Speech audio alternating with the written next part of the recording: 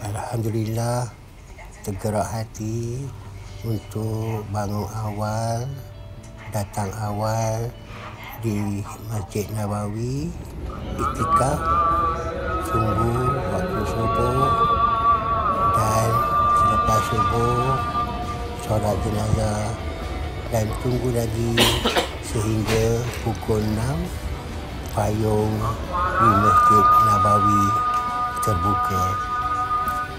Syukur Alhamdulillah.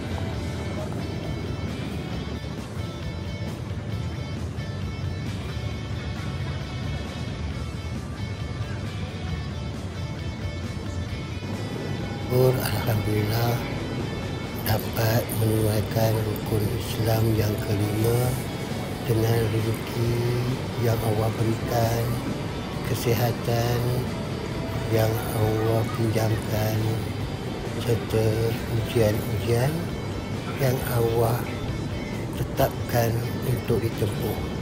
Semuanya dengan izin-Mu ya Allah. Ya Allah Tuhanku, sekembalinya saya ke Malaysia, semoga mendapat haji mabrur dan saya dapat membantu terus mengakar, merungut, menggapai awan dengan nilai tambah serta mencipta nilai baru sebagai seorang hamba hinggalah saat Allah kembalikan saya kepada Yang Esa. Assalamualaikum.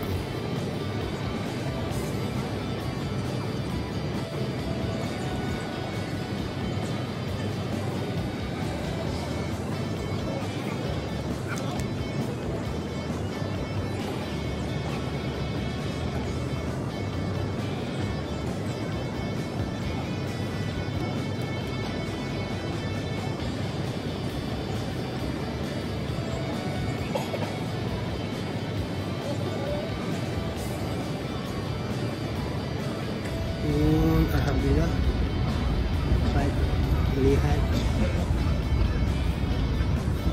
payung di Masjid Nabi terbuka pada jam 6 pagi.